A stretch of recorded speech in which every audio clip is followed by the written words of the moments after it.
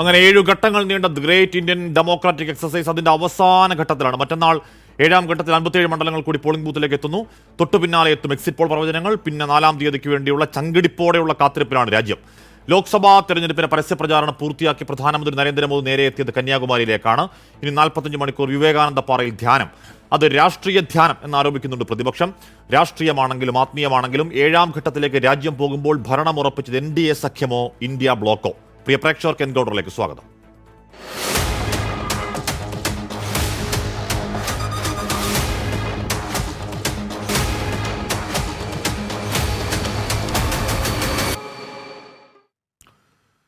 Shri Raju P Nair, Shri VP Sreepadmanabhan, doctor Mohan Varghese, Shri Nizam Sayyid എന്നിവർ ചർച്ചയിൽ ചെയ്യുന്നു. ആദ്യം ഞാൻ ശ്രീ രാജുവിലേക്ക്. രാജു പി നായർ, ധ്യാനം, ഭക്തി ഒക്കെ ഓരോരുത്തരുടെയും വൈയക്തമായ എന്താണ് വ്യക്തിപരമായ കാര്യങ്ങളല്ലേ? അതുകൊണ്ടാണ് ഇലക്ഷൻ കമ്മീഷൻ ഇടപെടാൻ വിസമ്മതിക്കുന്നതും. എന്തുകൊണ്ടാണ് കോൺഗ്രസ് അതിനെ ഒരു പൊളിറ്റിക്കൽ മെഡിറ്റേഷൻ അഥവാ രാഷ്ട്രീയ ധ്യാനം എന്ന് വിളിക്കുന്നത്? രാജു പി നായർ. അല്ല, അത് തീർച്ചയായിട്ടും ഈ ധ്യാനം എന്താണെന്നുള്ളത് എല്ലാവർക്കും അറിയാലോ. സ്വാമി വിവേകാനന്ദൻ ജീവിച്ചിരിക്കില്ലാത്തതുകൊണ്ട് അദ്ദേഹത്തിന് അവിടെ പോയി ഇരിക്കാം, കുഴപ്പമില്ല. കാരണം അദ്ദേഹം ഉണ്ടായിരുന്നെങ്കിൽ അവിടെ നിന്ന് ഇറക്കി വിട്ടേനെ. കാരണം സ്വാമി വിവേകാനന്ദൻ ജീവിച്ചത് എന്തിനാണെന്നുള്ളത് നമുക്ക് എല്ലാവർക്കും അറിയാം. ഈ ലോകത്ത് മുഴുവൻ ഈ രാജ്യത്തിൻ്റെയും അല്ലെങ്കിൽ ഹിന്ദുമതത്തിൻ്റെയും സമാധാനത്തെക്കുറിച്ചും എല്ലാ മതങ്ങളും ഒരുമിച്ച് ജീവിക്കുന്നതിനെ കുറിച്ചുള്ള മഹത്തായ ആശയം ഈ ലോകത്ത് പ്രചരിപ്പിച്ച ആളാണ് അദ്ദേഹം. അദ്ദേഹത്തിൻ്റെ അവിടെ പോയി ഇരുന്ന് ധ്യാനിക്കുന്ന ആള് കഴിഞ്ഞ 2 മാസക്കാലം ഈ രാജ്യത്തെ മുഴുവൻ വിഭജിക്കാൻ വേണ്ടി നടത്തിയ ശ്രമങ്ങളാണ് നമ്മൾ കണ്ടത്. ഒരു സമുദായത്തെ മുഴുവൻ ഈ രാജ്യത്ത് 2ാം തരം പൗരന്മാരാക്കിയും അവർക്ക് മനുഷ്യാവകാശങ്ങൾ പോലും ഇല്ല എന്നും അവർക്ക് ഈ രാജ്യത്തിൻ്റെ എന്താ പറയുക വിഭവങ്ങളിൽ പങ്കാളിത്തം പോലും ഇല്ല എന്ന് പറഞ്ഞുകൊണ്ട് ആ ഒരു സമുദായത്തെ ഒരു എന്താ പറയുക രാജ്യവിരുദ്ധ ശക്തികളാക്കി മാറ്റാൻ, നുഴഞ്ഞുകയറ്റക്കാരാക്കാൻ വരെ നിന്ന ഒരാളാണ്. ഈ രാജ്യത്ത് മുഴുവൻ വിഭാഗീയതയുടെയും വർഗീയതയുടെയും മാത്രം ദുഷിച്ച പ്രചരണങ്ങൾ നടത്തിയ ദുഷിച്ച മനസ്സുള്ള ഒരു മനുഷ്യനാണ്. ഈ തെരഞ്ഞെടുപ്പിന് ഇന്നത്തെ സമയത്തിന് ശേഷം അവിടെ പോയി ഇരിക്കുന്നതിന് മറ്റൊന്നും ലക്ഷ്യമില്ല. അത് അടുത്ത തെരഞ്ഞെടുപ്പിന്റെ അവസാനത്തെ ഘട്ടത്തിൽ വരെ തൻ്റെ മുഖം മാത്രം TV യിൽ വരണം എന്നുള്ളത് കൊണ്ടാണ്.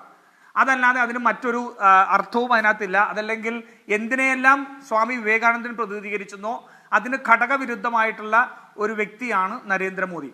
അപ്പോൾ ഇതിനെ രാഷ്ട്രീയമായിട്ട് ഉപയോഗിക്കാൻ വേണ്ടി ഇനി അങ്ങനെയാണെന്ന് വെച്ചാലും 2000 അങ്ങനെയാണെന്ന് വെച്ചാലും ഇപ്പോ ഈ സിംബോളിസിൽ പ്രതീകാത്മകത വളരെ നന്നായി ഉപയോഗിക്കുന്ന രാഷ്ട്രീയ നേതാവാണല്ലോ നരേന്ദ്രമോദി. 2014 അത് കണ്ടതാണ്, 2019 കേദാർനാഥ് കണ്ടതാണ്, വോട്ടാവുന്നതും കണ്ടതാണ്. 2024 ഏറ്റവും അവസാന ഘട്ടത്തിൽ ഒരു പക്ഷേ ടൈറ്റ് ഫൈറ്റ് എന്നൊരു ഘട്ടം വരുമ്പോൾ 57 ബംഗാളിലടക്കം 57 സീറ്റുകൾ ബാക്കി നിൽക്കുമ്പോൾ ഈ കാണുന്ന ചിത്രങ്ങൾ, ഈ കാണുന്ന ദൃശ്യങ്ങൾ ലോക്സഭാ തെരഞ്ഞെടുപ്പിന്റെ അവസാന ഘട്ടത്തിന്റെ മുഖചിത്രമാവുകയല്ലേ? അതിലൂടെ വോട്ട് തന്നെയാണ് ലക്ഷ്യമെങ്കിലോ ശ്രീ രാജു പി നായർ?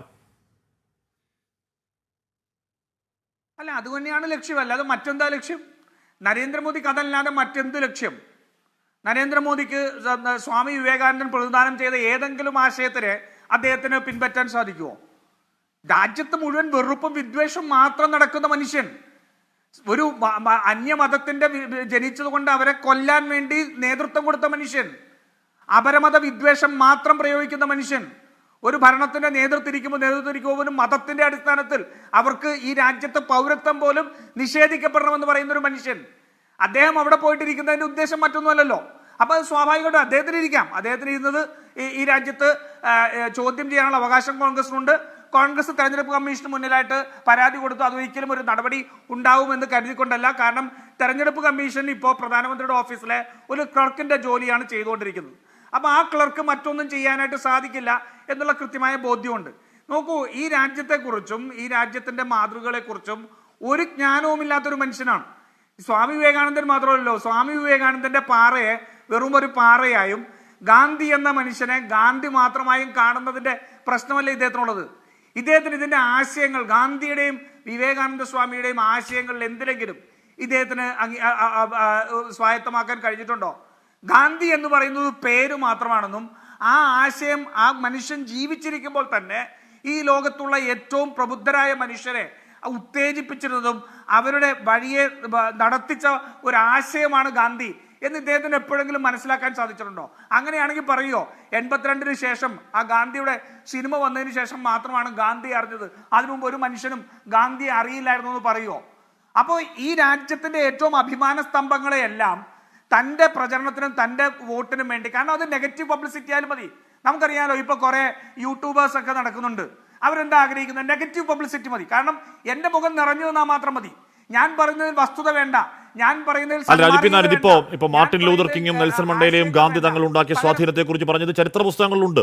രക്തവും മാംസവുമുള്ള ഇങ്ങനെ ഒരു മനുഷ്യൻ ഈ ഭൂമിയിൽ ഉണ്ടായിരുന്നു എന്ന് 1000 വർഷങ്ങൾക്ക് ശേഷം ലോകത്തിന് അവിശ്വസനീയമായിരിക്കുമെന്ന് ഐൻസ്റ്റീൻ പറയുന്നത് 1939 37, 38, 39, 47, 47 നൊബേൽ സമ്മാനത്തിന് നാമനിർദ്ദേശം ചെയ്യപ്പെട്ട ആളാണ് ഗാന്ധി.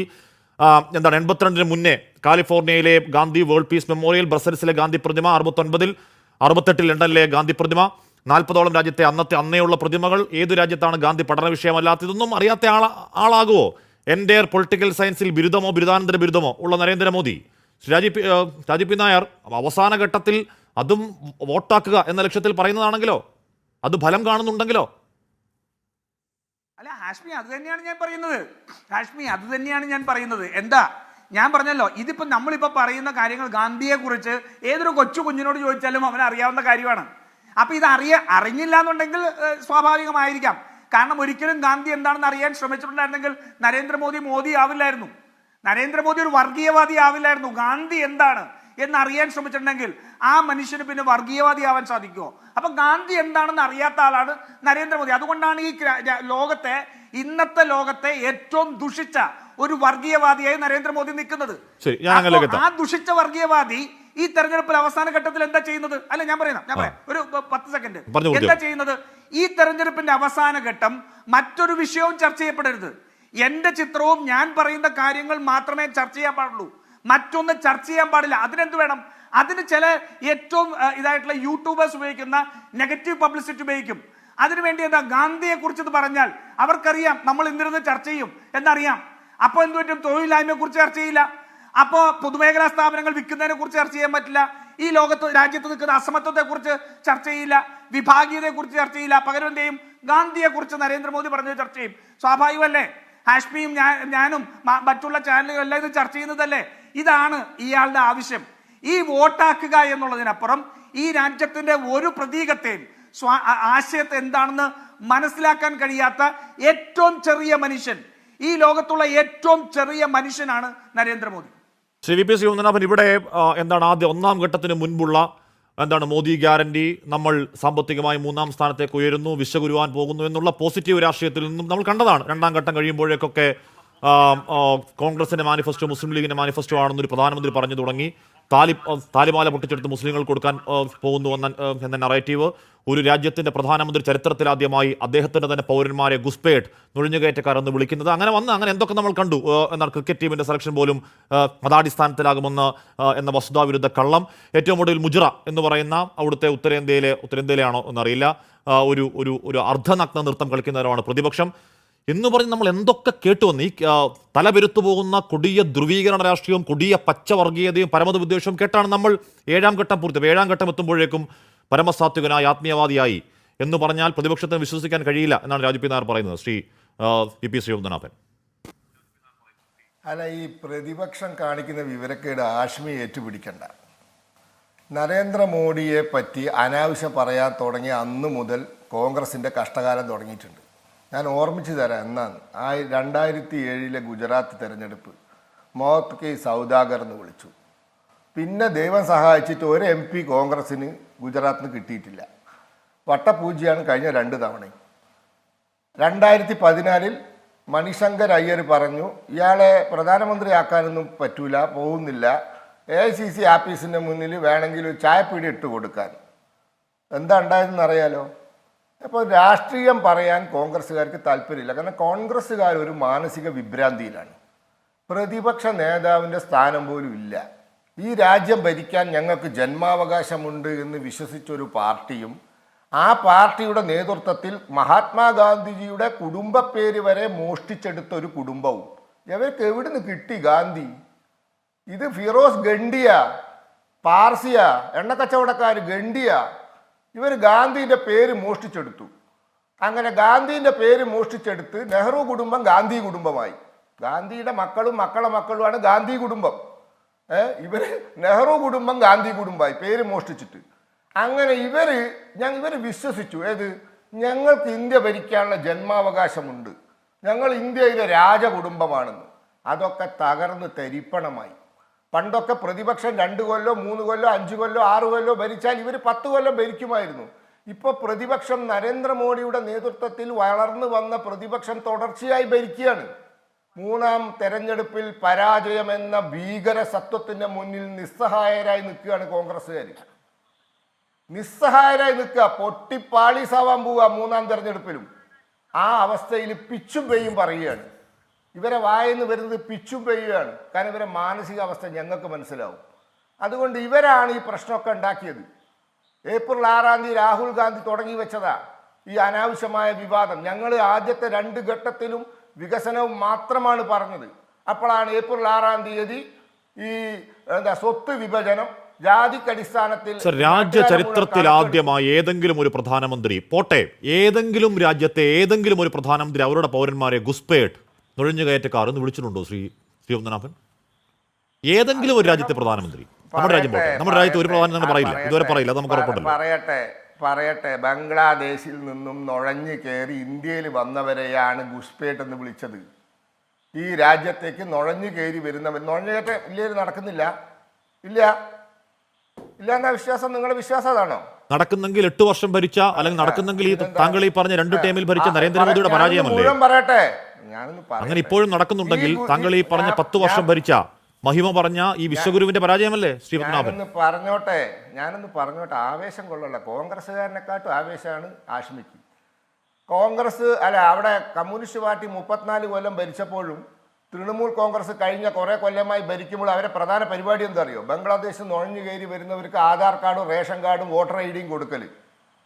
ആധാർ കാർഡും റേഷൻ കാർഡും വോട്ടർ ഐ ഡിയും കൊടുക്കലാണ് പ്രധാന പണി. കമ്മ്യൂണിസ്റ്റുകാരുടെ പണി അതായിരുന്നു. ഇപ്പോൾ തൃണമൂൽ കോൺഗ്രസ്സുകാർ അത് ഏറ്റെടുത്തിട്ടുണ്ട്. അതാണ് പറഞ്ഞത്, ആധാർ കാർഡ് നിർബന്ധമാക്കണം, വോട്ടർ ഐ ഡിയും ആധാർ കാർഡും തമ്മിൽ ബന്ധിപ്പിക്കണം. അപ്പോൾ വലിയ ബഹളമാ. ആരാ എതിർത്തത്? തൃണമൂൽ കോൺഗ്രസ്. വോട്ടർ ഐ ഡിയും ആധാർ കാർഡും തമ്മിൽ ബന്ധിപ്പിച്ചാൽ ഇവർക്ക് എന്താ കുഴപ്പം? പാസ്പോർട്ടും ആധാറും ബന്ധിപ്പിച്ചില്ലേ? ബാങ്ക് അക്കൗണ്ടും ആധാറും ബന്ധിപ്പിച്ചില്ലേ? ഡ്രൈവിംഗ് ലൈസൻസും ആധാറും ബന്ധിപ്പിച്ചില്ലേ? അപ്പോൾ വോട്ടർ ഐ ഡി ആധാർ കാർഡും ബന്ധിപ്പിക്കുമ്പോൾ ഞങ്ങൾ സമ്മതിക്കൂല. തൃണമൂൽ കോൺഗ്രസ് അവരാണ് ചൂട്ടുപിടിച്ചു കൊടുക്കുന്നത്. പണ്ട് കമ്മ്യൂണിസ്റ്റുകാരനായിരുന്നു, ഇപ്പോൾ അവർ കുത്തുവാള എടുത്തപ്പോൾ TMC ആയി. ഇതാണ് നരേന്ദ്രമോദി പറഞ്ഞത്, ഈ രാജ്യത്തിൻ്റെ ഇത് സത്രമല്ല, ഇതിൻ്റെ അതിർത്തികൾ സംരക്ഷിക്കണം. എപ്പോഴാണ് ബംഗ്ലാദേശ് അതിർത്തിയിൽ ഇരുമ്പ് ഫെൻസിങ് തുടങ്ങിയത്, അയൺ ഫെൻസിങ് തുടങ്ങിയത്? 998-ൽ ലാൽകൃഷ്ണ അഡ്വാനിജി ഇന്ത്യയുടെ ആഭ്യന്തരമന്ത്രിയായപ്പോൾ മാത്രമാണ് ബംഗ്ലാദേശിൽ അയൺ ഫെൻസിങ് തുടങ്ങിയത്. ബംഗ്ലാദേശ് ഇന്ത്യ അതിർത്തിയുടെ ഏതാണ്ട് 1000-ലധികം കിലോമീറ്റർ ദൂരം ഇരുമ്പ് ഫെൻസിങ് തുടങ്ങിയത് ലാൽകൃഷ്ണ അഡ്വാനി ആഭ്യന്തരമന്ത്രി ആയപ്പോഴാ, കോൺഗ്രസ്സുകാർ ഭരിച്ചപ്പോഴല്ല. അദ്ദേഹം 70% പൂർത്തിയാക്കി പോയി 2004-ൽ. ഇവർ കഴിഞ്ഞ 10 വർഷം കൊണ്ട് ബാക്കിയത് 90 അത്രേ ചെയ്തിട്ടുള്ളൂ. അവിടെ 100% ആക്കണം. അവിടെ കർശനമായ നിർദ്ദേശം വരണം, അല്ല നിയന്ത്രണം വേണം. ചെയ്തോമ്പോ ഇവർക്ക് സഹിക്കുന്നില്ല. ശരി, ഞാൻ മോഹൻ വർഗീസിലേക്കും നിസാംസത്തിലേക്ക് വരുന്നതിന് മുൻപ് രാജുവിലേക്ക് ഒരു ഷോർട്ട് രാജു പിന്നാർ, ഇവിടെ ജൂൺ 4-ന് നിങ്ങളെ കാത്തിരിക്കുന്ന പരാജയമെന്ന ഭീകര സത്യത്തിന് മുന്നിൽ പതറിയവരാണോ ഇന്ത്യ സഖ്യം? ചുരുങ്ങിയ വാക്കുകൾ മറുപടി എനിക്ക് അതിനുശേഷം ശ്രീ മോഹൻ വർഗീസിലും നിസാമിലേക്കും പോകാൻ വേണ്ടിയാണ്. രാജു. ആഷ്മി, ഞാൻ എൻ്റെ ആദ്യത്തെ ഘട്ടത്തിൽ തെരഞ്ഞെടുപ്പ് വിജയത്തെക്കുറിച്ചും തെരഞ്ഞെടുപ്പ് പരാജയത്തെക്കുറിച്ചും മിണ്ടിയില്ല. ഞാൻ നരേന്ദ്രമോദി എന്ന് പറഞ്ഞ ഇന്ത്യ കണ്ട ഏറ്റവും വലിയ വർഗീയവാദി, ചെറിയ മനുഷ്യനുള്ള ആ മനുഷ്യൻ്റെ രാഷ്ട്രീയത്തെക്കുറിച്ചാണ് പറഞ്ഞത്. എത്ര തെരഞ്ഞെടുപ്പ് പരാജയപ്പെട്ടാലും, 1000 തെരഞ്ഞെടുപ്പ് ഇനിയും പരാജയപ്പെടേണ്ടി വന്നാലും, ഈ വർഗീയവാദത്തെയും ഈ വിഘടനവാദത്തെയും ഞങ്ങൾ തുറന്നു കാണിക്കുക തന്നെ ചെയ്യും. ഒരു സംശയവും വേണ്ട. ഞങ്ങൾ ശരിയുടെ പക്ഷത്ത് നിന്ന് പോരാടുകയാണ്. ആ ശരിയുടെ പക്ഷത്തിന് പരാജയങ്ങൾ ഉണ്ടായാലും ശരി തെറ്റാവുന്നില്ല. ആ ശരിയുടെ പക്ഷത്ത് തന്നെ നിൽക്കും. ഇത്രയും നേരം സംസാരിച്ച ശ്രീ പത്മനാഭന് ഗാന്ധി എന്നൊരു വാക്ക് പറയാൻ സാധിച്ചോ? വിവേകാനന്ദ സ്വാമി എന്നൊരു വാക്ക് പറയാൻ സാധിച്ചോ? എന്തായിരുന്നു ഈ ചർച്ചയുടെ വിഷയം? ഒരക്ഷരം മിണ്ടാൻ സാധിച്ചില്ലല്ലോ. കാരണം ഇവർക്കറിയാം ഇത് ഗിമ്മിക്കാണെന്നറിയാം. ഇത് ജനങ്ങൾ മനസ്സിലാക്കുന്ന ഗിമ്മിക്കാണെന്ന് ഇവർക്കറിയാം. അതിൽ ഇവർ സംസാരിക്കില്ല. ഇവർക്ക് ഗാന്ധിയൻ ആശയത്തെയും നരേന്ദ്രമോദിയും ചേർത്ത് വെച്ച് സംസാരിക്കാൻ ഇവർക്ക് കഴിയുമോ? സ്വാമി വിവേകാനന്ദനെയും നരേന്ദ്രമോദിയെയും ചേർത്ത് വെച്ച് സംസാരിക്കാൻ കഴിയുമോ? അത് കഴിയില്ല എന്നുള്ളത് കൊണ്ടാണ് ഇവർ മനഃപൂർവ്വം മറ്റു പല വിഷയങ്ങളിലേക്കും പോകുന്നത്. ഞാൻ വേണമെങ്കിൽ ആ വിഷയങ്ങൾക്ക് മറുപടി പറയാം. പക്ഷെ ഇപ്പോ ചർച്ച അതല്ലാത്തതുകൊണ്ട് ഞാൻ അതിലേക്ക് ചുരുങ്ങിയ വാക്കുകൾ മറുപടി. ജൂൺ 4-ന് നേരിടാൻ പോകുന്ന കൊടിയ പരാജയം ഉണ്ടാകും എന്ന് നിങ്ങൾ സമ്മതിച്ചോ രാജു പി നായർ? ജൂൺ 4 നിങ്ങളെ കാത്തിരിക്കുന്നത് കൊടിയ പരാജയമാണ് എന്ന് നിങ്ങൾ സമ്മതിച്ചോ രാജു പി നായർ? അത് 4-ാം തീയതി നമുക്ക് കാണാലോ. ഈ പറയുന്ന മുഴുവൻ വാർത്താ ചാനലുകളും പറയുന്ന അഭിപ്രായങ്ങളെല്ലാം അറിയാലോ. അത് 4-ാം തീയതി നമുക്ക് കാണാം. മനസ്സിലായില്ലേ? ഞാൻ അത് തെരഞ്ഞെടുപ്പിനെ സംബന്ധിച്ച ചർച്ചയാണെങ്കിൽ നമുക്ക് അതിനകത്തേക്ക് കിടക്കാം. സംശയം വേണ്ട, നരേന്ദ്രമോദി ഇന്ത്യയുടെ പ്രധാനമന്ത്രിയായി തിരിച്ചു വരില്ല. ഇന്ത്യയുടെ പ്രധാനമന്ത്രിയായി അദ്ദേഹത്തിന് കാത്തിരിക്കുന്നത് ലോകം കണ്ട ഏകാധിപതികളുടെ വിധിയാണ്. അതാണ് നിർമ്മലാ സീതാരാമന്റെ ഭർത്താവ് പരകാല പ്രഭാകരൻ പറഞ്ഞത്. ലോകത്ത് ഏകാധിപതികളെല്ലാം അവസാനം ജയിലിലോ അല്ലെങ്കിൽ ശവപ്പെട്ടിയിലോ ആണ് തീർന്നിട്ടുള്ളത്. മനസ്സിലായില്ലേ? അപ്പൊ അത് നിർമ്മലാ സീതാരാമന്റെ ഭർത്താവിന് മനസ്സിലായിട്ടുണ്ട്. അത്ര എനിക്ക് പറയാനുള്ളൂ. ശരി, ശ്രീ നിസാം സെയ്ദ്, പ്രധാനമന്ത്രി നരേന്ദ്ര വിശ്വാസം ഭക്തി എന്ന് ഉള്ളത് ഓരോരുത്തരുടെയും ഉള്ളിലുള്ളതാണ്. അതെന്തായാലും ഗിമ്മിക്ക് എന്ന് പറയാൻ ആളല്ല. അത് അദ്ദേഹത്തിൻ്റെ ഉള്ളിലെ അദ്ദേഹത്തിൻ്റെ ഉള്ളിലെ ഒരു വികാരമാണ്. അത് നമുക്കറിയില്ല. നിസാം സെയ്ദ്, പക്ഷേ രാജു പി നായർ പറഞ്ഞ ഗിമ്മിക്ക് എന്ന് പറഞ്ഞ തുടക്കം മുതൽ എന്ന് പറഞ്ഞാൽ കോൺഗ്രസിന്റെ മാനിഫെസ്റ്റോയെ തെറ്റായ രീതിയിൽ ഒരു 10 സെക്കൻഡ് അതിലൊരു കറക്ഷൻ ആവശ്യമുണ്ട്. രാജു പറയൂ. അത് വിവേകാനന്ദ സ്വാമിയായിട്ട് ബന്ധപ്പെട്ടത് വിശ്വാസമല്ല. വിവേകാനന്ദ സ്വാമി ഒരു ആശയമാണ്. ചെറുപ്പക്കാരോട് നിങ്ങൾ ഭഗവത്ഗീത വായിക്കേണ്ട, പകരം പോയി ക്രിക്കറ്റ് കളിക്കാൻ പറഞ്ഞ ആളാണ് വിവേകാനന്ദ സ്വാമി. അദ്ദേഹത്തെ വിശ്വാസത്തോട് കൂട്ടിക്കുഴയ്ക്കരുത്. വിവേകാനന്ദ സ്വാമി ഈ രാജ്യത്തിന്, ഈ ലോകത്തിന് മാതൃക നൽകിയ, മതേതരത്വത്തിന്റെ മാതൃക നൽകിയ, കാരുണ്യത്തിന്റെ മാതൃക നൽകിയ ആശയമാണ്. അത് വിശ്വാസമായിട്ട് പറയരുത്. ശരി, ഓക്കെ. നിസാം സെയ്ദ്, ഇവിടെ അത് പോട്ടെ. ഇപ്പൊ ഇനി എന്താണ് കോൺഗ്രസിന്റെ മാനിഫെസ്റ്റോയെ വല്ലാതെ വളച്ചൊടിച്ച് നിങ്ങളുടെ താലിമാല പൊട്ടിച്ച് മുസ്ലിങ്ങൾ കൊടുക്കാൻ പോകുന്നു എന്നത് ഗിമ്മിക്കാണ് എന്ന് ഉറപ്പായും ഇലക്ഷൻ ഗിമ്മിക്കാണ്.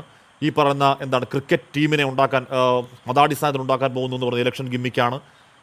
പ്രതിപക്ഷം ഈ പറയുന്നവർക്ക് മുന്നിൽ മുജറാ നൃത്തം നടത്താൻ പോകുന്നു എന്ന് പറഞ്ഞ് നിലവാരം കുറഞ്ഞ ഗിമ്മിക്കാണ്. ഒരു തർക്കം വേണ്ടെന്നേ ഇക്കാര്യത്തിൽ. ഇതൊക്കെ ഇലക്ഷൻ ഗിമ്മിക്കാണ്, ഇതൊന്നും ഇങ്ങനെയല്ല എന്ന് BJPക്കും പ്രധാനമന്ത്രി നരേന്ദ്രമോദിക്കും വളരെ നന്നായി അറിയാം. ശ്രീ നിസാം സെയ്ദ്, പക്ഷേ ഈ പറയുന്ന നറേറ്റീവുകൾ ഒന്നും ഇന്ത്യ സഖ്യം പിടിച്ചില്ല. അത് ചർച്ചയേ ആയില്ല. അത് ചർച്ചയാവാത്തൊരു തെരഞ്ഞെടുപ്പിൽ 7ാം ഘട്ടത്തിന് ഇനി ദിവസങ്ങൾ മാത്രം ബാക്കി നിൽക്കെ, ജൂൺ 4 ദിവസങ്ങൾ മാത്രം ബാക്കി നിൽക്കെ, എന്താണ് ഈ ദിവസത്തെ താങ്കളുടെ ഒരു പ്രഡിക്ഷൻ ശ്രീ നിസാം സെയ്ദ്?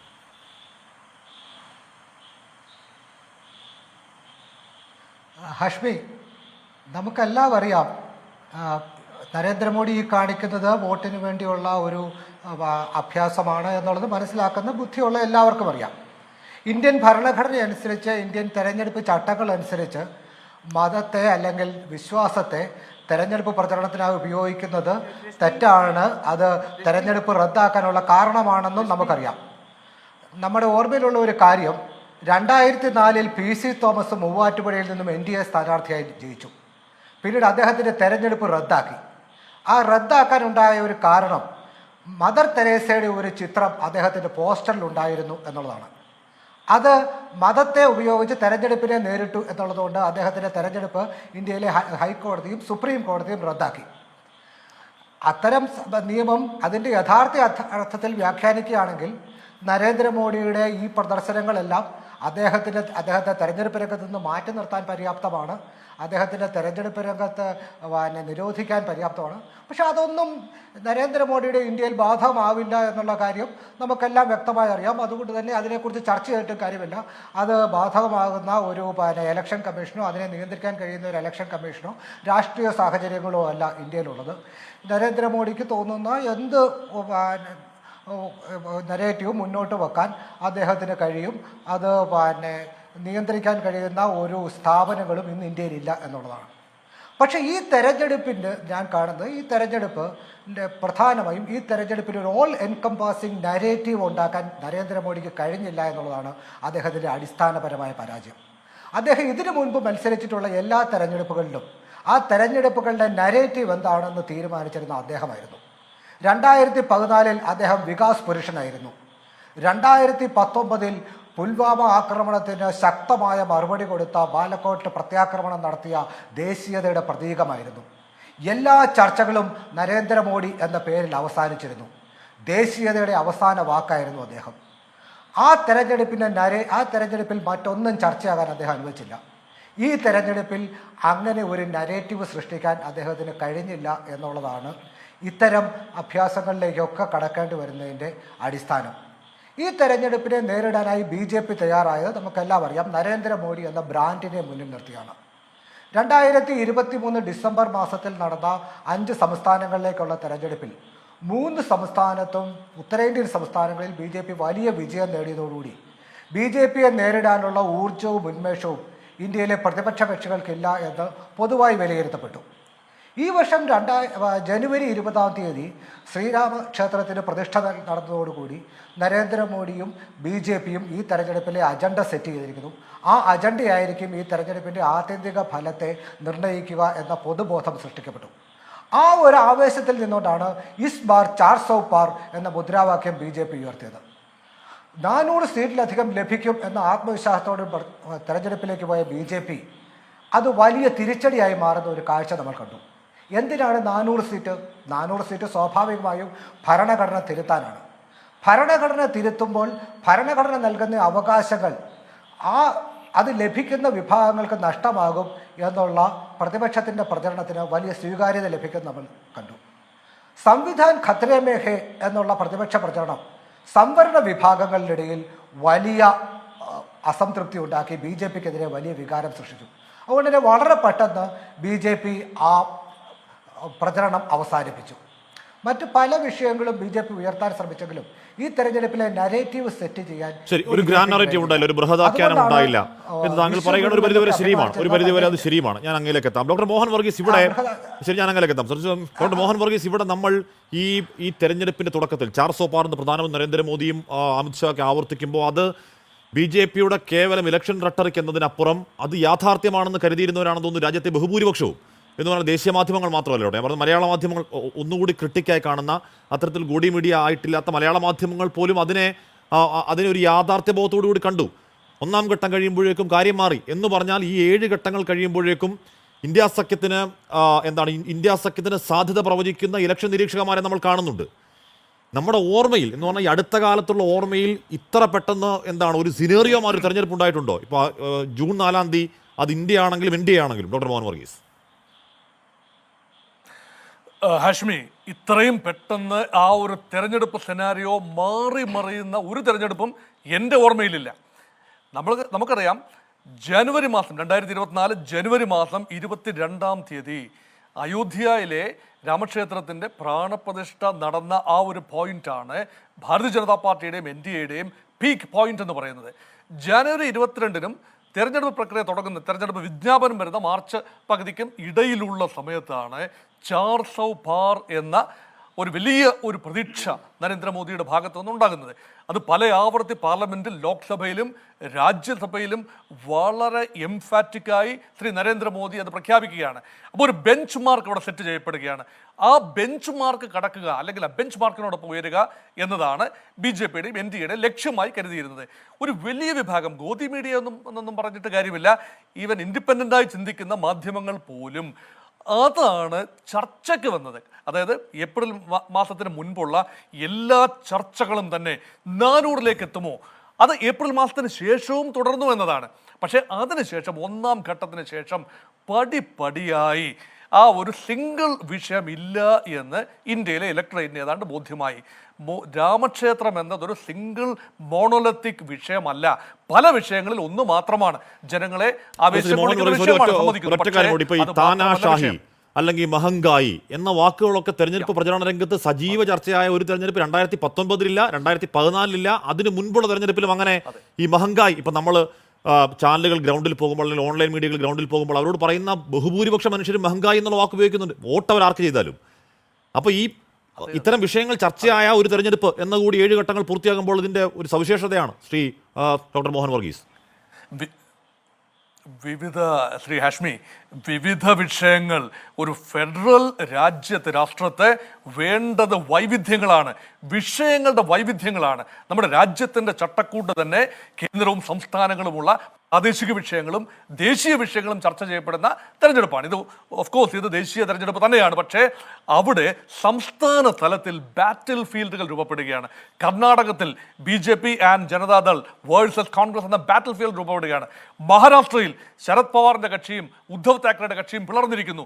അവർ രണ്ടും കോൺഗ്രസിനോടൊപ്പം ഒരു വിഭാഗം ചേരുകയും BJPയോടൊപ്പം മറ്റു വിഭാഗം ചേരുകയും ചെയ്യപ്പോൾ വളരെ ആവേശകരമായ പോരാട്ടം മഹാരാഷ്ട്രയിൽ നടക്കുന്നു. ബീഹാർ BJPയുടെയും NDAയുടെയും തേരോട്ടം കണ്ട 40-39 സീറ്റും കഴിഞ്ഞ പ്രാവശ്യം ലഭിച്ച ബീഹാറിലും അതിശക്തമായ പോരാട്ടത്തിന്റെ ഒരു അന്തരീക്ഷം വരികയാണ്. അവിടെ എല്ലാം ലോക്കൽ ഇഷ്യൂസ് വരുന്നു.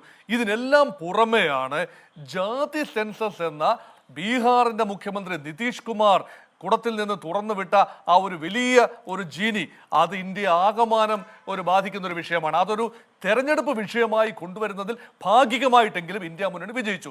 അതുകൊണ്ടാണ് 400 എന്ന നമ്പർ ഒരു സംശയത്തിന്റെ മുന നൽകുന്നു. 400 എന്ന നമ്പർ എൻ ഡി എക്ക് ലഭിച്ചാൽ 370 എന്ന സീറ്റുകൾ ബി ജെ പിക്ക് ഒറ്റയ്ക്ക് ലഭിച്ചാൽ അത് 2/3 ഭൂരിപക്ഷമാണ്.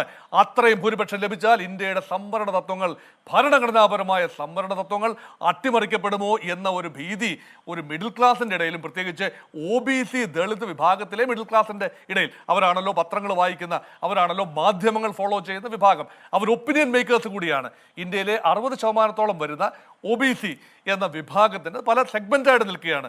അവരുടെ ഇടയിൽ ചെറിയ ഒരു ആശയക്കുഴപ്പം വരുന്നു.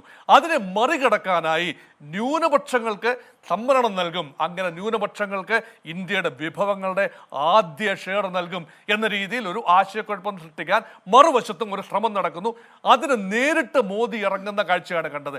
വലിയ ആത്മവിശ്വാസം ഉണ്ടായിരുന്നെങ്കിൽ 370 കൃത്യമായി എത്താൻ സാധിക്കും എന്ന വിശ്വാസം ശ്രീ നരേന്ദ്രമോദിക്ക് ഉണ്ടായിരുന്നു എങ്കിൽ തെരഞ്ഞെടുപ്പിന്റെ മധ്യത്തിൽ വെച്ച്, അല്ലെങ്കിൽ 1ാം സ്റ്റേജ് കഴിഞ്ഞപ്പോൾ ഈ നറേറ്റീവ് മാറ്റേണ്ട ആവശ്യമില്ലായിരുന്നു. പക്ഷെ നോക്കൂ, അതിനുശേഷം വലിയൊരു ട്വിസ്റ്റ് സംഭവിക്കുന്നു. തൻ്റെ ജന്മം ഒരു ബയോളജിക്കൽ ജന്മമല്ല, മറിച്ച് മറ്റൊരു രീതിയിൽ ഒരു ദൈവദത്തമായ ഒരു നിയോഗമായി താൻ ഇതിനെ കാണുന്നു എന്ന് പറയുമ്പോൾ അതിന് 2 വശങ്ങളുണ്ട്. ഒന്ന്, അത് ഇന്ത്യയുടെ ജനങ്ങൾക്ക് ഒരു വലിയ അഷ്വറൻസ് നൽകുകയാണ്. താൻ ദൈവത്തിൻ്റെ പ്രതിപുരുഷനാണ്, ഭാരതത്തെ സംരക്ഷിക്കാനുള്ള തൻ്റെ ദൗത്യം താൻ വളരെ വളരെ ഭവ്യമായി ഏറ്റെടുക്കുന്നു എന്ന ഒരു അഡ്മിഷൻ. മറുവശത്തെ ഇത് പഴയ ഒരു ഡിവൈൻ ഒറിജിൻ തിയറിയുടെ ഒരു പുനരാവിഷ്കാരം. അതായത് രാഷ്ട്രം ദൈവത്തിൻ്റെ സൃഷ്ടിയാണ്, രാജ്യത്തിൻ്റെ ഭരണാധികാരി ദൈവത്തിൻ്റെ പ്രതിപുരുഷനാണ്, അതായത് king is the representative of God on earth എന്ന് പറയുന്ന ആ ഒരു തിയറിയുടെ, അത് ജപ്പാനിലും ഒക്കെ നമ്മൾ കണ്ടതാണ്. സൂര്യഭഗവാൻ അല്ലെങ്കിൽ സൺ ഗോഡിൻ്റെ റെപ്രസെൻറ്റേറ്റീവ് ആണ് ജപ്പാൻ്റെ ചക്രവർത്തി. അതുപോലെ ഈ വിശ്വാസത്തിൻ്റെ സംരക്ഷകനാണ് അല്ലെങ്കിൽ സംരക്ഷകയാണ് ബ്രിട്ടീഷ് രാജകുടുംബം. ഇതെല്ലാം ഒരു മൊണാർക്കിക്കൽ സിസ്റ്റത്തിൽ വളരെ പ്രായോഗികമായി നടക്കുന്ന കാര്യങ്ങൾ. ഒരു രാജ്യത്തെ ഒരുമിച്ച് നിർത്താൻ അത് ആവശ്യമാണ്. എന്നാൽ ജനാധിപത്യ രാജ്യം നോക്കൂ, ഇന്ത്യ ഒരു ജനാധിപത്യ രാജ്യമാണ്, ലോകത്തെ ഏറ്റവും വലിയ ജനാധിപത്യ രാജ്യമാണ്. അവിടെ രാജഭരണത്തിൻ്റെയോ അതുപോലെ ഈ ഏകശിലാ സംവിധാനത്തിൻ്റെയോ പ്രതീകങ്ങളായ ചെങ്കോലാകട്ടെ, തമിഴ്നാട്ടിലെ ചോള സാമ്രാജ്യത്തിൻ്റെ പ്രതീകമായ, അന്നത്തെ അധികാരഘടനയുടെ പ്രതീകമായ ചെങ്കോൽ പാർലമെന്റിൽ സ്ഥാപിക്കുന്നതായിക്കൊള്ളട്ടെ, ഈ പ്രാണപ്രതിഷ്ഠ നടക്കുമ്പോൾ അതിൻ്റെ മുഖ്യ കാർമ്മികനായി നരേന്ദ്രമോദി തന്നെ യജമാന സ്ഥാനത്ത് നിന്നുകൊണ്ട് വരുന്നതായിക്കൊള്ളട്ടെ, ഇതെല്ലാം തന്നെ ഒരു വ്യത്യസ്തമായ മതത്തിനും അതീതമായ ഒരു പരിവേഷം, അതൊരു ആധ്യാത്മിക പരിവേഷം സൃഷ്ടിക്കുകയാണ്. ആ പരിവേഷത്തിൻ്റെ പരിസമാപ്തിയാണ് തെരഞ്ഞെടുപ്പ് പ്രചരണം അവസാനിച്ച ഇന്ന് വൈകുന്നേരം മുതൽ 45 മണിക്കൂർ ശ്രീ നരേന്ദ്രമോദി ധ്യാനമിരിക്കുകയാണ്. അതും വളരെ സിംബോളിക്കായ ഒരു സ്ഥലത്താണ്. കന്യാകുമാരി എന്ന സ്ഥലത്തെ 3 സമുദ്രങ്ങൾ ഒന്നിച്ചു ചേരുന്ന ആ ഒരു പോയിന്റിൽ ധ്യാനമിരിക്കുകയാണ്. എല്ലാ ക്യാമറ കണ്ണുകളും ആ പോയിന്റിലേക്ക് കേന്ദ്രീകരിക്കുന്നു. സ്വാഭാവികമായി ഇതൊരു പ്രചരണ തന്ത്രമാണെന്ന് തോന്നാം. അതുകൊണ്ട് ഇത് 2 വശങ്ങളുള്ള 2 തലയുള്ള വാളാണ്. ഇതൊരു പ്രചരണമല്ല എന്ന വാദഗതിയോട് യോജിക്കാനൊക്കെ ഇത് പ്രചരണം തന്നെയാണ്. അതേസമയം ഇതൊരു ഇൻകംബന്റിന്റെ അവകാശമാണ്.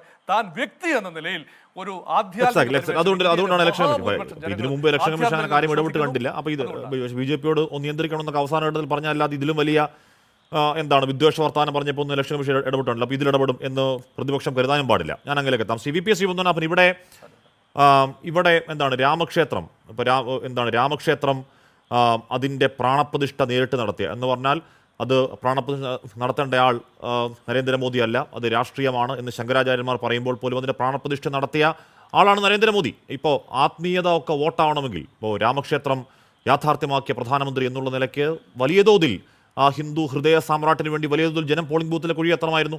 അതൊന്നും ഉണ്ടായില്ല. പോളിംഗ് ശതമാനത്തിൽ കാതലായ ഗണ്യമായ കുറവുണ്ടായി. CVP ശ്രീപത്മനാഭൻ, ആത്മീയത ഇപ്പോൾ കോൺഗ്രസ് പറയുന്നത് പോലെ, പ്രതിപക്ഷം പറയുന്നത് പോലെ ഇത് ആത്മീയ ധ്യാനമാണെങ്കിൽ, ഞാൻ സബ്സ്ക്രൈബ് ചെയ്യുന്നില്ല എങ്കിൽ കൂടിയും ആത്മീയ ധ്യാനമാണെങ്കിൽ ആത്മീയത വോട്ടാവില്ല എന്ന് രാമക്ഷേത്രം തന്നെ BJP-ക്ക് തെളിവായി നിൽപ്പില്ലേ? അല്ല, അതൊക്കെ നമ്മൾ 4-ാം തീയതി ചർച്ച ചെയ്യേണ്ട വിഷയമല്ലേ. വോട്ടൊന്ന് എണ്ണിക്കോട്ടെ അശ്മി, വോട്ടൊന്ന് എണ്ണിക്കോട്ടെ. ഈ മനപ്പായസക്കാരോടൊക്കെ ഞാൻ എന്ത് മറുപടി പറയാനാ? മനപ്പായസക്കാർക്കൊന്നും മറുപടിയില്ല, ഒറ്റ മറുപടിയേ ഉള്ളൂ, 4-ാം തീയതി ഉച്ചയാവട്ടെ, എന്നിട്ട് ഇതിനൊക്കെ ഞാൻ മറുപടി പറയാം. ആത്മീയത വോട്ടാവുമോ, രാമക്ഷേത്രം വോട്ടാവുമോ എന്നൊക്കെ. ഞങ്ങൾ ഒരു കാര്യം വളരെ സിമ്പിളായി പറയുന്നുണ്ട്. അത് ഇതായി വീണ്ടും ആവർത്തിച്ച് പറയാം. അബ് കി ബാർ 400 പാർ, അതിലൊരു വിട്ടുവീഴ്ചയില്ല. ഇത്തവണ ദേശീയ ജനാധിപത്യ സഖ്യം 400 കടക്കും. BJP കഴിഞ്ഞ തവണ കിട്ടിയതിനേക്കാൾ വളരെയധികം സീറ്റ് നേടും. BJP നേതൃത്വം കൊടുക്കുന്ന ദേശീയ ജനാധിപത്യ സഖ്യം അധികാരത്തിൽ വരും. ഇതാണ് ഞങ്ങൾ പറഞ്ഞത്. ഇന്നും ഞങ്ങളതാ പറയുന്നത്, ഇന്നലെയും ഞങ്ങളതാ പറയുന്നത്, തെരഞ്ഞെടുപ്പ് തുടങ്ങിയപ്പോഴും അതാ പറയുന്നത്. ഇന്ന് നരേന്ദ്രമോദിയുടെ അവസാനത്തെ റാലി, അതായത് ഈ തെരഞ്ഞെടുപ്പിലെ ലാസ്റ്റ് റാലി ഹോഷിയാർപൂരിൽ നടന്നു. ഇന്നും അദ്ദേഹം അതാ പറഞ്ഞത്, അബ് കി ബാർ 400 പാർ, ഫിർ ഏക് ബാർ മോഡി സർക്കാർ. ഞങ്ങൾ ഇതിലൊന്നും മാറ്റം വരുത്തിയിട്ടില്ല. പിന്നെ തെരഞ്ഞെടുപ്പിൻ്റെ പ്രചരണ സമയത്ത് പറയേണ്ട കാര്യങ്ങൾ അത് ഞങ്ങൾ നല്ല രീതിയിൽ മുന്നോട്ട് പോയപ്പോൾ ആവശ്യമില്ലാത്ത കാര്യങ്ങൾ പറഞ്ഞു. അപ്പം ഞങ്ങളും അത് ഏറ്റുപിടിച്ചു. ഞങ്ങൾ എത്ര പൊട്ടന്മാരൊന്നല്ലല്ലോ. ഒരു വടിയിട്ട് തന്നാൽ മൈൻഡ് ചെയ്യാണ്ടിരിക്കാൻ, വടിയിട്ട് തന്നാൽ അത് പൊട്ടുന്നവരെ ഞങ്ങൾ അടിക്കും. ഒരു സംശയമില്ല കാര്യത്തിൽ. അത് നരേന്ദ്രമോദി ഇത്തവണ ചെയ്തിട്ടുണ്ട്. കോൺഗ്രസ്സുകാർക്ക് നല്ലോണം കൊണ്ടിട്ടുണ്ട്. അവർക്ക് വലിയ ക്ഷീണം അത് കാരണം ഉണ്ടായിട്ടുണ്ട്. പിന്നെ 2 മഹാന്മാരായ നേതാക്കന്മാർ വേറെയും പ്രസ്താവന ഇറക്കിയല്ലോ. എന്താ സാം പിത്രോടെ പറഞ്ഞ് നമ്മളൊക്കെ ആഫ്രിക്കക്കാരാണ്. എന്നെ കണ്ടിട്ട് ആഫ്രിക്കക്കാരനാന്ന് തോന്നുന്നുണ്ടോ ഹാഷ്മിക്ക്? എൻ്റെ പിതാമഹന്മാർ ആഫ്രിക്കയിൽ നിന്ന് വന്നതെന്ന് എന്നെ കണ്ടിട്ട് തോന്നുന്നുണ്ടോ? നിങ്ങളെ ഒന്നും കണ്ടിട്ട് എനിക്ക് തോന്നുന്നില്ല കേട്ടോ. പിന്നെ വേറൊരു മഹാൻ പറഞ്ഞത് എന്താ, നമ്മൾ പാകിസ്ഥാനെ പേടിക്കണം, അവരെടുത്ത് ആറ്റം ബോംബ് ഉണ്ടെന്ന്. കോൺഗ്രസിൻ്റെ ആളുകളുടെ പ്രസ്താവനകളാണ് കോൺഗ്രസിനെ കുളത്തിലാക്കിയത്, ഞങ്ങളല്ല. അവരുടെ വായ മൂടിക്കെട്ടാൻ ഇവർക്ക് സാധിക്കുന്നില്ല. ഞങ്ങൾ എന്ത് ചെയ്യണം? ഇന്നലെ മണിശങ്കർ അയ്യർ എന്തോന്ന് വിളിച്ചു പറഞ്ഞിട്ടുണ്ട്. ദി അലജ്ഡ് എന്താ പറയുക ഓക്കുപ്പേഷൻ ഓഫ് ബൈ ചൈന, ആരോപിക്കപ്പെടുന്ന അക്രമം, ചൈനയുടെ ആരോപിക്കപ്പെടുന്ന അക്രമം. സർ, സുബ്രഹ്മണ്യ സ്വാമിയുടെ എക്സാൻഡിലും താങ്കൾ അറിയാതെ പോലും നോക്കല്ലേ സാർ? നിങ്ങളുടെ BJP നേതാവ് സുബ്രഹ്മണ്യ സ്വാമിയുടെ എക്സാൻഡിൽ BJP വിട്ടിട്ടൊക്കെ കാലം, എവിടെ BJP വിട്ടു? അങ്ങോട്ട് BJP എവിടെ BJP വിട്ടു? കാലം പോയിട്ടുണ്ട്. എപ്പോ BJP വിട്ടു? ഏതോ കാലം പോയിട്ടുണ്ട്. ഈ ചൈന വിഷയത്തിൽ നരേന്ദ്രമോദി എടുത്ത് കൊടുക്കുക. നിങ്ങൾ തർക്കിക്കല്ല. ഈ ചൈന വിഷയത്തിൽ എന്താണ് അവിടുത്തെ ഭൂമി തിരിച്ചു പിടിക്കാൻ കഴിയാത്ത കഴിവുകെട്ടവൻ എന്നൊക്കെ പ്രധാനമന്ത്രി എടുത്തങ്ങ് അസഭ്യ വർഷമാണ് കേട്ടോ സുബ്രഹ്മണ്യ സ്വാമി എക്സാൻഡിൽ. അറിയാതെ പോലും നോക്കല്ലേ? ഞാനൊന്ന് പറഞ്ഞോട്ടെ, എന്തൊരു ബഹളം അത്. ആ തൃണമൂൽ കോൺഗ്രസ് ചേരാൻ കൽക്കട്ടയ്ക്ക് പോയതാ, അവരെടുക്കായിട്ട് തിരിച്ച് വീട്ടിൽ പോയതാ. അങ്ങോട്ടൊക്കെ BJP വിട്ടിട്ട് കാലം കുറയായി. അതൊക്കെ വിട്ടേക്ക്. സുബ്രഹ്മണ്യ സ്വാമി ഒന്നല്ല BJPയുടെ വിഷയം. BJP നരേന്ദ്രമോദിയുടെ നേതൃത്വത്തിലാണ് തെരഞ്ഞെടുപ്പ് നേരിടുന്നത്. ഞങ്ങൾ അമിത്ഷാജിയും JP നഡ്ഡാജിയും സ്മൃതി ഇറാനിയും യോഗി ആദിത്യനാഥും ഒക്കെയാണ് ഈ പ്രചരണത്തിന് നേതൃത്വം കൊടുക്കുന്നത്. അതിന്റെ ഗുണം 4-ാം തീയതി കാണാം, 4-ാം തീയതി ഉച്ചയ്ക്ക് കാണാം. ഓക്കെ, വലിയ കോൺഫിഡൻസ് ആണ്, വലിയ confidence. Okay, Shri Raju P Nair, ഇപ്പോൾ 3-ാം ഘട്ടത്തിൽ, 4-ാം ഘട്ടത്തിൽ, 5-ാം ഘട്ടത്തിൽ, അല്ലെങ്കിൽ 2, 3, 4 ഘട്ടങ്ങളിൽ 400 പാർ പറഞ്ഞില്ലെങ്കിൽ പിന്നീട് വീണ്ടും അത് ആവർത്തിച്ചു തുടങ്ങി. 400 പാർ പിന്നെ പറഞ്ഞു തുടങ്ങിയിരുന്നു. VP ശ്രീനാഥൻ പറയുന്നു ഒരു മാറ്റവും ഇല്ല, കഴിഞ്ഞ തവണ BJP നേടിയ സീറ്റുകളിൽ നിന്ന് ഗണ്യമായ വർധനവുണ്ടാകും. 400 പാർ, ഫിർ ഏക് ബാർ മോദി സർക്കാർ. അവർക്ക് കോൺഫിഡൻസിൽ കുറവില്ല. മാത്രമല്ല സത്യപ്രതിജ്ഞ ഇന്ന് നടത്തണം, മന്ത്രിസഭയിൽ ആരൊക്കെ ഉണ്ടാവണം എന്നുള്ള പ്രാഥമിക ചർച്ചകൾ BJP തുടങ്ങി എന്നും കേൾക്കുന്നു. രാജു പി നായർ, രാജു പി നായർ കേൾക്കാമോ? ഞാൻ ചോദിച്ചത് സത്യപ്രതിജ്ഞ എവിടെ വെച്ച് വേണം? അല്ല, സത്യപ്രതിജ്ഞ എവിടെ വെച്ച് വേണം, ഏത് തീയതിയിലാവണം അത്? ആദ്യം പ്രധാനമന്ത്രി മാത്രം സത്യപ്രതിജ്ഞ ചെയ്യണോ, അതോ എല്ലാ മന്ത്രിമാരും അന്ന് തന്നെ സത്യപ്രതിജ്ഞ ചെയ്യുന്നോ? തുടങ്ങിയ ചർച്ചകൾ BJP തുടങ്ങി എന്നാണ് കേൾക്കുന്നത്. രാജു പി നായർ, ആയിക്കോട്ടെ, ചെയ്യാം, കുഴപ്പമില്ല. കാരണം ഇപ്പം ശ്രീ പത്മനാഭൻ ഇപ്പോൾ വളരെ ഇതായിട്ട് ജൂൺ 4 എണ്ണട്ടെ അപ്പം കാണാമെന്നുള്ളത്. കാരണം 2014 സ്വാതന്ത്ര്യം കിട്ടിയതെന്നാണ് ഇവരുടെയൊക്കെ ചിന്ത. 2004-ലും 2009-ലും വോട്ടെണ്ണൽ ഉണ്ടായിരുന്നു കേട്ടോ ശ്രീ പത്മനാഭൻ. അങ്ങ് അത് മറക്കാതിരുന്നാൽ മതി. ഞാനിപ്പോൾ അങ്ങയുടെ അവകാശവാദങ്ങളൊന്നും ഞാൻ പറയേണ്ട കാര്യമില്ല. പക്ഷേ 2004-ലും 2009-ലും ഈ രാജ്യത്ത് വോട്ട് എണ്ണിയിരുന്നു എന്ന് മാത്രം അങ്ങ് മനസ്സിലാക്കിയാൽ. പിന്നെ അദ്ദേഹം ഈ ആഫ്രിക്കക്കാരുടെ എന്തോ സംഭവത്തെക്കുറിച്ച് പറഞ്ഞു. അങ്ങേ സൊമാലിയക്കാരനായി കണ്ടതുകൊണ്ടാണോ നരേന്ദ്രമോദി അന്ന് കേരളം സൊമാലിയാണെന്ന് പറഞ്ഞത്? എനിക്കറിയില്ല. അങ്ങനെ അദ്ദേഹത്തിന് തോന്നിയിട്ടാണോ എന്ന് എനിക്കറിയില്ല. എനിക്കൊരിക്കലും തോന്നുന്നില്ല കേട്ടോ അദ്ദേഹത്തെ അങ്ങനെ കണ്ടാൽ. എനിക്ക് അങ്ങനെ തോന്നുന്നില്ല, ഒന്നാമത്തെ കാര്യം. പിന്നെ രണ്ടാമത്തെ കാര്യം, ചൈന ഇന്ത്യയുടെ മണ്ണിനകത്തേക്ക് കാല് കുത്തിയിട്ടില്ല എന്ന് നരേന്ദ്രമോദി പറഞ്ഞതും, ഇന്ത്യയുടെ വിദേശകാര്യമന്ത്രി ചൈന നമ്മളെക്കാൾ വലിയൊരു സമ്പദ് വ്യവസ്ഥയാണ്, അവരോട് ഏറ്റുമുട്ടാൻ കഴിയില്ല എന്ന് ഇന്ത്യയുടെ വിദേശകാര്യമന്ത്രി പറഞ്ഞതും എന്താണെന്നും കൂടി അങ്ങൊന്ന് പറയണം. ഇനി അങ്ങ് ചൈന ഇന്ത്യയിലേക്ക് കാല് കുത്തിയിട്ടില്ല എന്ന നരേന്ദ്രമോദിയുടെ പ്രസ്താവനയാണ് ശരി എന്ന് പറയുകയാണെങ്കിൽ അങ്ങ് ഒന്നുകൂടി പറയണം, മെയ് 2020-ൽ നമ്മുടെ 20 സൈനികർ ഗാൽവാനിൽ മരിച്ചത് ഇന്ത്യൻ മണ്ണിൽ വെച്ചാണോ അതോ ചൈനയുടെ മണ്ണിൽ വെച്ചാണോ എന്നും കൂടി അങ്ങ് വ്യക്തമാക്കണം. അപ്പോൾ മാത്രമേ നരേന്ദ്രമോദി പറഞ്ഞതിൻ്റെ കാര്യം നമുക്ക് മനസ്സിലാക്കാൻ സാധിക്കുള്ളൂ. അത്രയും മാത്രം പറഞ്ഞ് ഞാൻ അവിടെ നിർത്തട്ടെ. ഇനി ഹാഷ്മി, ഞാൻ ഒരു ചെറിയ ഇത് വായിക്കാം. എന്തായാലും ഇന്നിപ്പോൾ അവിടുത്തെ ധ്യാനമായിരുന്നല്ലോ നമ്മുടെ ചർച്ച. നമ്മുടെ വിവേകാനന്ദ സ്വാമികൾ ഷിക്കാഗോയിൽ നടത്തിയ സർവ്വമത സമ്മേളനത്തിൽ നടന്ന പ്രസംഗത്തിന്റെ 2 വരി മാത്രമേ വായിക്കുന്നുള്ളൂ. ഒന്ന്, sectarianism, bigotry and its horrible descendants, fanaticism have long possessed this beautiful earth. ഈ മനോഹരമായ ലോകത്തെ വിഭാഗീയതയും അതുപോലെ തന്നെ എന്താ പറയുക, ബിഗോട്രി എന്ന് പറയുമ്പോൾ മലയാളത്തിൽ എനിക്ക് പെട്ടെന്ന് എൻ്റെ വാക്ക് കിട്ടുന്നില്ല, അതുപോലെ തന്നെ ഫനാറ്റിസിസവും ആ ഫനാറ്റിസിസവും ഈ മനോഹരമായ ലോകത്തെ ഗ്രസിച്ചിട്ടുണ്ട്. എന്നിട്ട് അദ്ദേഹം അന്ന് അവിടെ വെച്ച് പറയുന്നു, ഈ I fervently hope that the bell that tolled this morning in the honor of this convention may be the death knell of fanaticism. ഇന്നത്തെ ഈ സർവ്വമത സമ്മേളനത്തിൽ തുടങ്ങി വെച്ചപ്പോൾ അടിച്ച ആ മണി ഈ ഫനാറ്റിസത്തിന്റെ അവസാനത്തെ മരണമണിയായി ഞാനതിനെ കരുതുന്നു എന്ന് പറഞ്ഞു.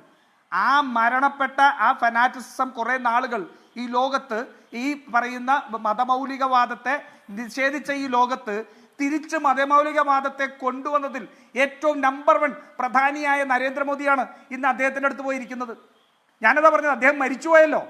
അദ്ദേഹം ജീവനോടെ ഉണ്ടായിരുന്നെങ്കിൽ എന്ത് സംഭവിക്കുമായിരുന്നു എന്ന് കാണണം.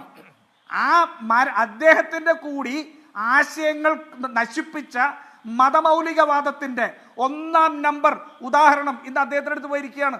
ഇത് ഞാൻ നേരത്തെ ഗിമ്മിക്ക് എന്ന് പറഞ്ഞപ്പോൾ മാത്രമേ ഉള്ളൂ. നേരത്തെ പറയുന്ന അഭ്യാസം ഉണ്ടല്ലോ, ആ അഭ്യാസമാണത്. ഈ അഭ്യാസമാണ്, ഇതിനപ്പുറം ഒന്നുമില്ല. ഈ രാജ്യത്ത് പിന്നെ ശ്രീപത്മനാഭൻ പറയാണ് ഏപ്രിൽ 6 രാഹുൽ ഗാന്ധി എന്തോ പ്രസംഗം നടത്തി. അല്ല, ഏപ്രിൽ 6 മണിപ്പൂരിൽ നിന്ന് യാത്ര തുടങ്ങിയ അന്നു മുതൽ രാഹുൽ ഗാന്ധി പറയുന്നതാണ് ഈ രാജ്യത്തെ ആദിവാസിക്കും ദളിതനും പിന്നോക്ക വിഭാഗക്കാർക്കും മുസ്ലിങ്ങൾ ഉൾപ്പെടെയുള്ളവർക്കാണ് ഈ രാജ്യത്തിന്റെ ആദ്യത്തെ അവകാശം. ഈ രാജ്യത്തിന്റെ വിഭവങ്ങളിലുള്ള ആദ്യത്തെ അവകാശം അവർക്കാണ്, അംബാനിക്കും അദാനിക്കുമല്ല. ഇവർക്ക് കൊടുത്തതിന് ശേഷം മാത്രമേ ഉള്ളൂ. ഈ രാജ്യത്ത് ആ സാമ്പത്തിക പുനർവിതരണം ഞങ്ങൾ നടത്തും. നെഹ്റുവിയൻ സോഷ്യലിസ്റ്റ് മാതൃകയിൽ ഞങ്ങൾ നടത്തും. എങ്ങനെയാ? തൊഴിലുറപ്പ് പദ്ധതി നടത്തിയ പോലെ. എന്നിട്ട് അദ്ദേഹം അതിനെങ്ങനെയാണ് നടത്തുന്നത് കൂടി പറഞ്ഞു. ഞങ്ങൾ ഈ രാജ്യത്തെ തൊഴിലില്ലാത്ത സാധാരണക്കാരായ പാവപ്പെട്ട വനിതകൾക്ക് 1 ലക്ഷം രൂപ അവരുടെ അക്കൗണ്ടിൽ ഇട്ട് കൊടുക്കും. എന്നിട്ട് ഞങ്ങൾ പറഞ്ഞു ഈ പാവപ്പെട്ട യുവാക്കൾക്ക് തൊഴിൽ കഴിഞ്ഞ് നിൽക്കുന്നവർക്ക് തൊഴിൽ കൊടുക്കുക എന്നുള്ളത് ഞങ്ങളുടെ ഉത്തരവാദിത്തമാണ്. അതുകൊണ്ട് അവർക്ക് തൊഴിൽ കിട്ടുന്നവരെ ആദ്യത്തെ തൊഴിൽദാതാവ് ഞങ്ങളായിരിക്കും, രാജ്യമായിരിക്കും. അവർക്ക് 1 ലക്ഷം രൂപ വെച്ച് കൊടുക്കും. നിങ്ങൾ ഈ രാജ്യത്ത് യുവാക്കളെ തൊഴിൽ കൊടുക്കാതെ കൊല്ലാൻ വിട്ട ആ യുവാക്കൾ. നിസാം സെയ്ദ്, ഇവിടെ നമ്മൾ നേരത്തെ പറഞ്ഞു പല കാര്യങ്ങൾ പറഞ്ഞു. ഇപ്പം 2014 താങ്കൾ പറഞ്ഞു വരികയായിരുന്നു. 2019 നരേന്ദ്രമോദി എന്തെങ്കിലും പറയും, അല്ലെങ്കിൽ BJP എന്തെങ്കിലും പറയും. അതിനെ തുടർന്ന് ഒരു ഘട്ട ഇലക്ഷൻ അങ്ങനെ അങ്ങ് പോകും. അടുത്ത ഘട്ടമാകുമ്പോൾ അടുത്ത് പറയും. അതിനെ തുടർന്നായിരുന്നു ചർച്ച. ഇക്കുറി അങ്ങനെ പിടിക്കാവുന്ന പല കാര്യങ്ങൾ പ്രധാനമന്ത്രി പറഞ്ഞെങ്കിലും എന്തെങ്കിലും പറഞ്ഞു പോകട്ടെ എന്ന് വിചാരിച്ച് പ്രതിപക്ഷം ഒഴിയുന്നതും, പ്രതിപക്ഷം ഈ പറയുന്ന വിലക്കയറ്റത്തിൽ, ഈ പറയുന്ന തൊഴിലില്ലായ്മയിൽ, ഈ പറയുന്ന ജീവൽ പ്രശ്നങ്ങളിൽ അടിയുറച്ചു നിന്ന് പ്രചരണത്തിൽ നിൽക്കുന്നത് നമ്മൾ കണ്ടു. എന്ന് പറയുമ്പോൾ പോലും അതിനെ വോട്ടായി പരിവർത്തിപ്പിക്കാനുള്ള ഗ്രൗണ്ടിലെ ഇലക്ട്രൽ മെഷീൻ ഈ പ്രതിപക്ഷ സഖ്യത്തിനുണ്ട് എന്ന സംശയം ഇപ്പോഴും 7ാം ഘട്ടത്തിലേക്ക് പോകുമ്പോഴും ബാക്കിയല്ലേ നിസാം സെയ്ദ്?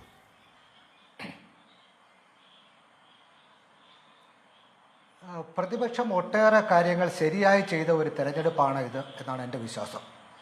അതിൽ പ്രധാനപ്പെട്ട ഒരു കാര്യം, പ്രധാനമന്ത്രി ഉയർത്തിയ വിഭജനം സൃഷ്ടിക്കുന്ന പോളറൈസിംഗ് ആയ ഒരു അജണ്ടയിലും ആ ഒരു ട്രാപ്പിലും വീഴാതിരിക്കാനുള്ള മെയ്വഴക്കം പ്രതിപക്ഷം പ്രത്യേകിച്ചും കോൺഗ്രസ് കാണിച്ചു എന്നുള്ളത് തന്നെയാണ് എൻ്റെ വിശ്വാസം. പ്രധാനമന്ത്രി അദ്ദേഹം കോൺഗ്രസ് മാനിഫെസ്റ്റോ മുസ്ലിങ്ങൾക്ക് ആനുകൂല്യം കൊടുക്കാനുള്ളതാണെന്ന് പറഞ്ഞപ്പോൾ അതിനോട് വളരെ ക്രിയാത്മകമായി നമുക്ക് കോൺഗ്രസ് മാനിഫെസ്റ്റോ ചർച്ച ചെയ്യാം, അതിന് ഞങ്ങൾക്ക് അപ്പോയിൻമെൻറ്റ് തരണം എന്നാണ് കോൺഗ്രസ് പ്രസിഡന്റ് ആവശ്യപ്പെട്ടത്. കോൺഗ്രസ് മാനിഫെസ്റ്റോയിൽ ഒരു സ്ഥലത്തും മുസ്ലിങ്ങൾ എന്നൊരു പരാമർശമില്ല എന്നാണ് നമുക്കറിയാം. അതാണ് യാഥാർത്ഥ്യം. അതുപോലെ CAA വിഷയം ഉയർത്താൻ BJP ശ്രമിച്ചു, നരേന്ദ്രമോദി ശ്രമിച്ചു. കോൺഗ്രസ് അതിൽ കൊത്താനേ പോയില്ല. കോൺഗ്രസ് അതിൽ നിന്നും വളരെ ബുദ്ധിപൂർവ്വമായി ഒഴിഞ്ഞു നിന്നു. അങ്ങനെ വിഭജനം സൃഷ്ടിക്കുന്ന അജണ്ടകളിലേക്ക് പോകാതെ വളരെ ക്രിയേറ്റീവായി ജനങ്ങളെ ബാധിക്കുന്ന വിഷയങ്ങളിൽ മാത്രമേ ഈ തെരഞ്ഞെടുപ്പിനെ നേരിട്ടാൽ മോഡിയെ പരാജയപ്പെടുത്താൻ കഴിയൂ, അല്ലെങ്കിൽ മോഡിയെ പ്രതിരോധത്തിലാക്കാൻ കഴിയുള്ളൂ എന്നുള്ള ഉത്തമ ബോധ്യത്തോടുകൂടി പ്രവർത്തിക്കാൻ കഴിഞ്ഞു എന്നുള്ളതാണ് ഈ തെരഞ്ഞെടുപ്പിൽ പ്രതിപക്ഷത്തിൻ്റെ ഒരു വിജയമായി ഞാൻ കാണുന്നത്. അതുപോലെ തന്നെ സഖ്യങ്ങൾ ഉണ്ടാക്കുന്നതിലും ആ സഖ്യങ്ങളിൽ നേതാക്കന്മാർക്ക്, ഘടകകക്ഷി നേതാക്കന്മാർക്ക് ആ സംസ്ഥാനങ്ങളിലെ ഏതാണ്ട് പൂർണ്ണ സ്വാതന്ത്ര്യം അനുവദിക്കുന്നതിലൊക്കെ കോൺഗ്രസ് വലിയ മാഗ്നാനിമിറ്റി കാണിച്ചു എന്നുള്ള ഒരു ഫീലിംഗ് ആണ് എനിക്കുള്ളത്. കോൺഗ്രസ്സിന് ഈ പല സംസ്ഥാനങ്ങളിലും വലിയ ഗുഡ് വില്ലുണ്ട്. പക്ഷേ ആ ഗുഡ് വില്ല് വോട്ടാക്കി മാറ്റുവാനുള്ള സംഘടനാ ശേഷിയോ രാഷ്ട്രീയമോ ശേഷിയോ ഇല്ലാത്തതുകൊണ്ടാണ് പല സ്ഥലത്തും കോൺഗ്രസ് പരാജയപ്പെട്ടു പോകുന്നത്. പക്ഷേ ഈ പ്രാവശ്യം ഉത്തർപ്രദേശിൽ സമാജ്വാദി പാർട്ടിയുടെയും അതേസമയം ബീഹാറിൽ തേജസ്വി യാദവിൻ്റെയൊക്കെ പിന്തുണയോടുകൂടി കൃത്യമായ സംഘടനാ പ്രവർത്തനം നടത്താൻ കോൺഗ്രസിൻ്റെ മെസ്സേജ് ജനങ്ങളിലേക്ക് എത്തിക്കാനൊക്കെ കോൺഗ്രസിന് ഒരു പരിധി വരുതിയെങ്കിലും സാധിക്കുന്നു എന്നുള്ളതാണ് നമുക്ക് തെരഞ്ഞെടുപ്പിൽ നിന്ന് മനസ്സിലാക്കുന്നത്. അതുകൊണ്ടാണ് ഈ തെരഞ്ഞെടുപ്പ് ദേശീയ തലത്തിൽ നരേന്ദ്രമോദിയുടെ പ്രതിച്ഛായയും ജനങ്ങളുടെ ദൈനംദിന ജീവിതവും എന്ന രണ്ട് വൈരുദ്ധ്യങ്ങളിൽ നിന്നുകൊണ്ട് പോരാടുമ്പോൾ തന്നെ മോഹൻ വർഗീസ് പറഞ്ഞതുപോലെ it's a bundle of sum total of state wise issues. State wise ഇഷ്യൂസിൻ്റെ ഒരാകത്തുകയായി ഈ തെരഞ്ഞെടുപ്പ് മാറി എന്നുള്ളതാണ് BJPയെ സംബന്ധിച്ചിടത്തോളം ഈ തെരഞ്ഞെടുപ്പിൻ്റെ അവരുടെ ദൗർബല്യമോ പരാജയവുമായി മാറാൻ പോകുന്നത്. കാരണം നമുക്കറിയാം, ഓരോ സംസ്ഥാനത്തും BJP നേരിടുന്ന വിഷയങ്ങൾ നരേന്ദ്രമോദിയെ കൊണ്ട് മറയ്ക്കാൻ കഴിയുമായിരുന്നുവെങ്കിൽ, നരേന്ദ്രമോദിയുടെ പ്രതിച്ഛായ കൊണ്ട് മറയ്ക്കാൻ കഴിയുമായിരുന്നെങ്കിൽ അവർക്ക് വലിയ വിജയം അവകാശപ്പെടാൻ കഴിയുമായിരുന്നു. അങ്ങനെ പ്രത്യക്ഷമായ ഒരു തരംഗം ഈ തെരഞ്ഞെടുപ്പിൽ ഉണ്ട് എന്ന് നമുക്ക് പറയാൻ കഴിയുമായിരുന്നു. അത്തരമൊരു തരംഗം ഈ തെരഞ്ഞെടുപ്പിൽ ഇല്ല എന്ന് നമ്മൾ പറയുന്നത് ഓരോ സംസ്ഥാനത്തും ആ സംസ്ഥാനത്തെ വിഷയങ്ങളിലേക്ക് തെരഞ്ഞെടുപ്പിനെ എത്തിക്കുവാൻ പ്രതിപക്ഷ മുന്നണിക്ക് കഴിഞ്ഞു എന്നുള്ളതാണ്. കർണാടകത്തിലെ വിഷയങ്ങൾ നമുക്കറിയാം, മഹാരാഷ്ട്രയിലെ വിഷയങ്ങൾ നമുക്കറിയാം. ഇതിലൊക്കെ പ്രധാനമായി ഇപ്പോൾ വരാൻ പോകുന്നത് ഉത്തർപ്രദേശ് രാഷ്ട്രീയത്തിൽ എന്ത് സംഭവിക്കും എന്നുള്ളതാണ്. ഉത്തർപ്രദേശിലാണ് BJP ഏറ്റവും രാഷ്ട്രീയമായ വിജയം, അവരുടെ സീറ്റുകൾ, അധിക സീറ്റുകൾ നേടുവാൻ കഴിയും എന്ന് പ്രതീക്ഷിച്ചിരുന്നത്. ഇപ്പോൾ 62-2 64 സീറ്റാണ് അവർക്ക് അവിടെ ഉള്ളത്. അത് 75 മാറ്റുവാൻ കഴിയും എന്ന് BJP പ്രതീക്ഷിച്ചിരുന്നു. പക്ഷേ കഴിഞ്ഞ കുറേ ദിവസങ്ങളായി വന്നുകൊണ്ടിരിക്കുന്ന രാഷ്ട്രീയ വാർത്തകൾ BJPക്ക് ഒട്ടും ആശാവഹമല്ല എന്നുള്ളത് തന്നെയാണ്. ഇന്നലെ മുൻപ് NDTVയിലുണ്ടായിരുന്ന വിക്രം ചന്ദ്ര എന്ന ആങ്കർ, അദ്ദേഹം വാരാണസിയിൽ 2 രാഷ്ട്രീയ വിദഗ്ധരുമായി, അതിലൊരാൾ അവിടുത്തെ ഒരു പ്രൊഫസറാണ് ബനാറസ് ഹിന്ദു യൂണിവേഴ്സിറ്റിയിലെ, മറ്റൊരാൾ അവിടുത്തെ ഒരു പഴക്കം ചെന്ന രാഷ്ട്രീയ ലേഖകനാണ്, റിപ്പോർട്ടറാണ്. അപ്പോൾ ഇവരുടെ 2 പേരുടെ ഈ ചർച്ച നടക്കുമ്പോൾ അതിൽ ഒരാൾ ഈ റിപ്പോർട്ടർ BJPക്ക് വിപരീതമായ കാര്യങ്ങൾ പറയുന്നു, ഈ യൂണിവേഴ്സിറ്റി പ്രൊഫസർ BJPക്ക് അനുകൂലമായ കാര്യങ്ങൾ പറഞ്ഞു. അവസാനം വിക്രം ചന്ദ്ര ചോദിക്കുന്ന ഒരു ചോദ്യമുണ്ട്, എന്തായിരിക്കും UPയിലെ ഫൈനൽ റിസൾട്ട് എന്ന്. അപ്പോൾ ഈ റിപ്പോർട്ടർ പറയുന്നു BJPക്ക് എന്തായാലും നഷ്ടമുണ്ടാകും, ആ നഷ്ടം ഡബിൾ ഡിജിറ്റിലായിരിക്കും എന്നുള്ളതാണ്. അതായത് 10-ലോ 20-നും ഇടയ്ക്ക് സീറ്റുകൾ ഉത്തർപ്രദേശിൽ BJPക്ക് നഷ്ടപ്പെടാം എന്ന് അദ്ദേഹം പറയുന്നു. അപ്പോൾ BJP അതുവരെ സപ്പോർട്ട് ചെയ്തുകൊണ്ടിരുന്ന ബനാറസ് ഹിന്ദു യൂണിവേഴ്സിറ്റിയിലെ പ്രൊഫസർ പറയുന്നത് BJPയുടെ നഷ്ടം സിംഗിൾ ഡിജിറ്റിലായിരിക്കും, അത് 10-ൽ താഴെയായിരിക്കും എന്നാണ്. എന്തായാലും 55 സീറ്റിന് മുകളിലേക്ക് BJP ഉത്തർപ്രദേശിൽ പോവില്ല എന്നുള്ള പറയുന്നവരുണ്ട്. അതിന് പല കാരണങ്ങളുണ്ട്. ഒന്ന്, യോഗി ഒരു കാര്യം കൂടി ഞാൻ പറഞ്ഞു, BJPക്ക് ഈ തെരഞ്ഞെടുപ്പിൽ ഏറ്റവും വലിയ തിരിച്ചടിയാകുമെന്ന് ഞാൻ ഉദ്ദേശിക്കുന്നത് RSSന്റെ ഈ തെരഞ്ഞെടുപ്പിൽ ഉള്ള നിസ്സഹകരണമാണ്. ആദ്യം മുതൽ തന്നെ RSS വേണ്ടത്ര രീതിയിൽ BJPക്ക് പിന്തുണ കൊടുക്കുന്നില്ല എന്നുള്ള ഒരു അഭ്യൂഹം ഈ തെരഞ്ഞെടുപ്പ് രംഗത്തുണ്ടായിരുന്നു. അതിന് RSSൻ്റെതായ കാരണമുണ്ടായിരുന്നു. BJP എന്നും നമ്മൾ അറിയുന്നത് RSSൻ്റെ ഒരു പൊളിറ്റിക്കൽ ആം എന്നുള്ള നിലയിലാണ്, ഒരു സ്വതന്ത്ര രാഷ്ട്രീയ പാർട്ടി എന്നുള്ള നിലയിലാണ്. RSS തീരുമാനിക്കുന്നു, RSSൻ്റെ ഐഡിയോളജിയിൽ വിശ്വസിക്കുന്നു, RSS തീരുമാനിക്കുന്നു, BJP രാഷ്ട്രീയ രംഗത്ത് നടപ്പാക്കുന്നു എന്നുള്ളതാണ്. പക്ഷെ പെട്ടെന്നൊരു ദിവസം BJPയുടെ പ്രസിഡന്റ് വന്ന് പറയുന്നു, ഇനി ഞങ്ങൾക്ക് RSSൻ്റെ പിന്തുണ ആവശ്യമില്ല, ഞങ്ങളൊരു രാഷ്ട്രീയ പാർട്ടി എന്ന നിലയിൽ സ്വന്തം കാലിൽ നിൽക്കാനുള്ള ശക്തി നേടിയെടുത്തു കഴിഞ്ഞിരിക്കുന്നു. വാജ്പേയിയുടെ കാലത്ത് അത് അങ്ങനെ ആയിരുന്നില്ല. വാജ്പേയിയുടെ കാലത്ത് RSSൻ്റെ പിന്തുണ BJPക്ക് ആവശ്യമായിരുന്നു. ഇന്നത്തെ BJPക്ക് അതിൻ്റെ ആവശ്യമില്ല എന്ന് ഒരു BJP പ്രസിഡന്റിൽ നിന്ന് നമുക്ക് ഒരു കാലത്തും പ്രതീക്ഷിക്കാൻ കഴിയുമായിരുന്ന ഒരു പ്രസ്താവനയാണിത്. അത് അക്ഷരാർത്ഥത്തിൽ RSSനെ വെല്ലുവിളിക്കുകയാണ്. അതിനൊരു പശ്ചാത്തലമുണ്ട്. കാരണം RSS കരുതുന്നത് മോദിയുടെ അപ്രമാദിത്വം RSS മുന്നോട്ട് വെക്കുന്ന ഹിന്ദുത്വ അജണ്ട നടപ്പാക്കുന്നതിൽ സഹായകമാകിലും ഒരു സംഘടന എന്ന നിലയിൽ RSSന്റെ പ്രത്യയശാസ്ത്രത്തിന് ദീർഘകാല അടിസ്ഥാനത്തിൽ അത് നഷ്ടം വരുത്തും എന്ന് RSS വിലയിരുത്തുന്നു. ശരി, ഞാൻ അങ്ങനെ RSS പ്രചാരകർ താങ്കൾ പറഞ്ഞു. പക്ഷേ RSSന്റെ 100 വർഷം തികയുന്ന വർഷം അവർ ഭരണം വിട്ടുകളയാൻ ആഗ്രഹിക്കും എന്നൊക്കെയുള്ള മറ്റു ചോദ്യമാണ്. ശ്രീ ഡോക്ടർ മോഹൻ വർഗീസ്, ഈ RSS ഫാക്ടർ അടക്കം കൺഫ്യൂസിംഗ് സിഗ്നൽ ഒരുപാടാണ്. ഇപ്പൊ ഞാൻ RSS പ്രചാരണ സംഘത്തിന് വ്യക്തമല്ല, സജീവമല്ല എന്നുള്ളതിന് ഒരു തെളിവ് മാണ്ഡ്യയിൽ, അതായത് കങ്കണ റണൌത്ത് മത്സരിക്കുന്ന മാണ്ഡ്യ മണ്ഡലത്തിൽ ABVPയുടെ അഖിലേന്ത്യാ വൈസ് പ്രസിഡന്റ് റിബൽ സ്ഥാനാർത്ഥിയാണ്. എന്നോട് ഹിമാചൽ പ്രദേശിൽ ഒരാൾ പറഞ്ഞത് അവിടെ RSS പ്രവർത്തകർ പ്രവർത്തിക്കുന്നത് ഈ റിബൽ സ്ഥാനാർത്ഥിക്ക് വേണ്ടിയാണ് എന്നാണ്. ഓക്കെ, ഡോക്ടർ മോഹൻ വർഗീസ്, ഇപ്പൊ റാം മാധവ് പറയുന്നുണ്ട് RSSന്റെ ലക്ഷ്യം രാഷ്ട്ര നിർമ്മാണമാണ്, അത് രാഷ്ട്രീയമല്ല. അത് ഗഡ്കരി പറഞ്ഞതിന് തുടർച്ചയിൽ ഒരു പത്രത്തിനോട് അഭിമുഖത്തിൽ പറയുന്നതാണ്. അതേസമയം തന്നെ ഈ പറഞ്ഞ റിഫ്റ്റ് ഉണ്ടെന്ന് പറയുമ്പോൾ എന്ന് സംശയിക്കുമ്പോൾ തന്നെ RSSന്റെ 100ാം വാർഷികത്തിൽ അവിടെ ഭരണം കൈവിട്ട് കളയാൻ RSS ആഗ്രഹിക്കൂ എന്ന ചോദ്യം അവിടെയുണ്ട്. ശ്രീ മോഹൻ വർഗീസ്, ഇപ്പോൾ രാജ്ദീപ് സർദേശായി ഇന്നോ ഇന്നലെയോ പറയുന്നത് BJP ഡിക്ലൈനിങ് മോഡിലാണെന്ന് പറയുന്നു. പ്രശാന്ത് കിഷോർ ആവട്ടെ, യോഗേന്ദ്ര യാദവ് ആവട്ടെ, പ്രശാന്ത് കിഷോറിന് ആദ്യമുള്ള വലിയ ആത്മവിശ്വാസം ഇല്ല, യോഗേന്ദ്ര യാദവ് ആകട്ടെ, ഒക്കെ പറയുന്നത് ഡിക്ലൈനിങ് മോഡിലാണെന്നുള്ളതാണ്. പക്ഷേ ആ ഡിക്ലൈൻ എവിടെ വരെ പോകുമെന്നുള്ളത് ഇപ്പോഴും ഒരു കൺഫ്യൂസിങ് അവസ്ഥയിൽ നിൽക്കലല്ലേ ഈ പറയുന്ന സെഫോളജിസ്റ്റുകൾക്കും രാഷ്ട്രീയ നിരീക്ഷകർക്കും? ശ്രീ മോഹൻ വർഗീസ്. ഹാഷ്മി, BJPയുടെ പീക്ക് ഓൾറെഡി അറ്റൈൻ ചെയ്ത് കഴിഞ്ഞതാണ്.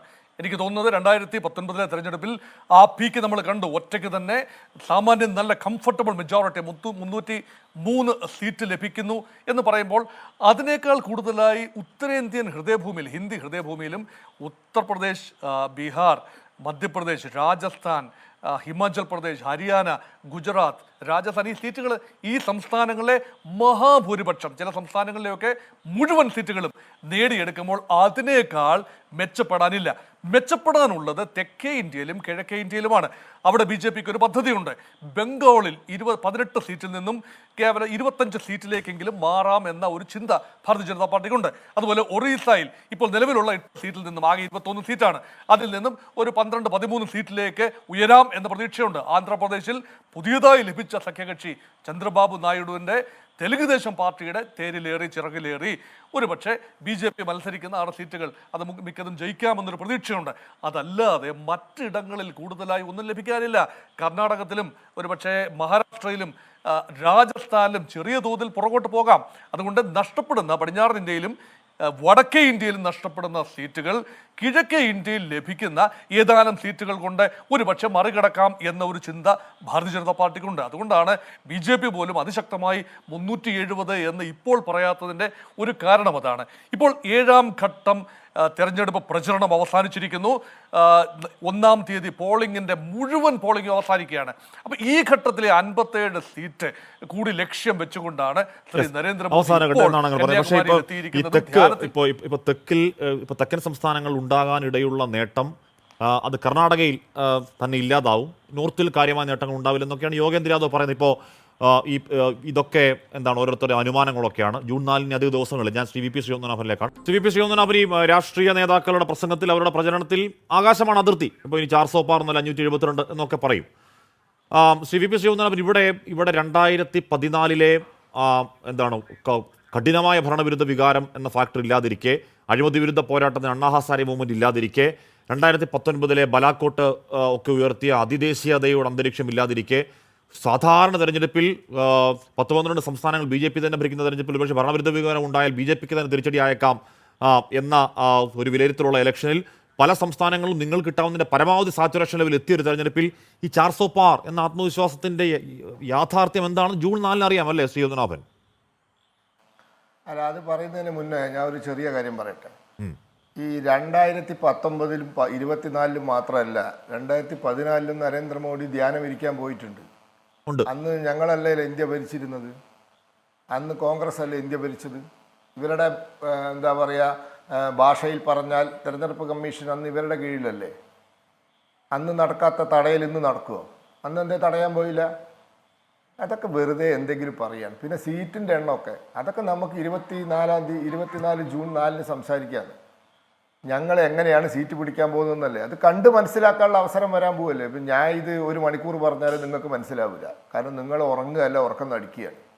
2014 BJP തോൽക്കുന്നു പറഞ്ഞവർ, 2019 BJP തോൽക്കുന്നു പറഞ്ഞവരാണ് 2024 BJP തോൽക്കുന്നു പറയുന്നത്. സന്തോഷം, നല്ല നമസ്കാരം.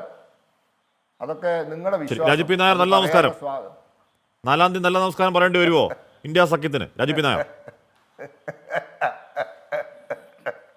അതിപ്പോ നമ്മളല്ലോ ഇവർക്ക് ആത്മവിശ്വാസമൊക്കെ എല്ലാവർക്കും ഉണ്ടാവണമല്ലോ ഹാഷ്മി.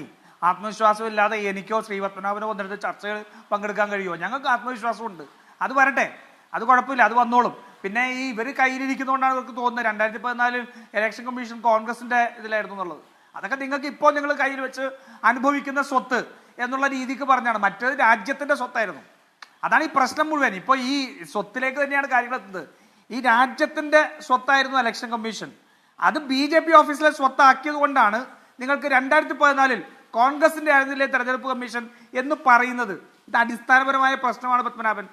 നിങ്ങൾ ഈ രാജ്യത്തിന്റെ എല്ലാ സംവിധാനങ്ങളെയും കൈയടക്കിക്കൊണ്ട് കടന്നു കയറിക്കൊണ്ട് ഈ രാജ്യത്തിന്റെ നിഷ്പക്ഷതയെ ഇല്ലാതെയാക്കാൻ നിങ്ങൾ ശ്രമിച്ചു. ആ നിഷ്പക്ഷത ഇല്ലാതാക്കിയതിൽ നിന്നാണ് 2019 തെരഞ്ഞെടുപ്പിന്റെ വിജയം. അവിടെ മാധ്യമങ്ങളെ ഉൾപ്പെടെ നിങ്ങൾ വിലക്കെടുത്തപ്പോൾ ജനങ്ങളിലേക്ക് ഇറങ്ങിച്ചെന്ന രാഹുൽ ഗാന്ധിയുണ്ട്. ആ ജനങ്ങൾക്ക് ഇറങ്ങിച്ചെന്ന രാഹുൽ ഗാന്ധിയെ നിങ്ങൾക്ക് തടയാൻ കഴിഞ്ഞില്ല. നിങ്ങൾക്കൊരു പഴയ പേര് പോലും നിങ്ങൾ കഴിഞ്ഞ തെരഞ്ഞെടുപ്പുകളിൽ നിങ്ങൾ ഓർക്കണം എങ്ങനെയാണ് രാഹുൽ ഗാന്ധിയെ അധിക്ഷേപിച്ചത്. ഈ തെരഞ്ഞെടുപ്പിൽ നിങ്ങൾക്ക് അതുപോലെ നിങ്ങൾക്ക് കഴിഞ്ഞില്ല. ശരി, എന്തായാലും ആ ചർച്ചകൾ ആയുസ് ജൂൺ 4 വരെ ഉള്ളൂ. അപ്പോൾ എന്താണ് അതൊക്കെ അപ്പോൾ നമുക്ക് വീണ്ടും ഇരിക്കാം. അവിടെ KT ധനേഷ് എന്ന ഒരു ചെറുപ്പക്കാരൻ ഒരു കവിത അയച്ചത്, അത് വായിക്കുവാണേ. മാർട്ടിൻ ലൂതർ കിങ്ങിനെ നോക്കി അമേരിക്ക വിളിച്ചു ഗാന്ധി ഗാന്ധി, ജോമോ കെനിയാത്തയെ നോക്കി കെനിയ വിളിച്ചു ഗാന്ധി ഗാന്ധി, ക്വാമി നക്രൂമയെ നോക്കി ഘാന വിളിച്ചു ഗാന്ധി ഗാന്ധി, ഖഗേവയെ നോക്കി ജപ്പാൻ വിളിച്ചു ഗാന്ധി ഗാന്ധി, അരിയരത്നയെ നോക്കി ശ്രീലങ്ക വിളിച്ചു ഗാന്ധി ഗാന്ധി, ജെറാൾ ഫിഷറിനെ നോക്കി ജർമ്മനി വിളിച്ചു ഗാന്ധി ഗാന്ധി, ഡിജിറ്റൽ ഇന്ത്യക്കാരൻ ഗാന്ധിയെ തിരിച്ചറിയാൻ സിനിമാറ്റിക്കലെടുത്ത് കാത്തിരിക്കുന്നു എന്ന KT ദിനേഷിന്റെ ആ കവിത വായിച്ച് നമ്മുടെ എൻകൗണ്ടർ പൂർണ്ണമായും ചർച്ചയിൽ പങ്കെടുത്ത എല്ലാവർക്കും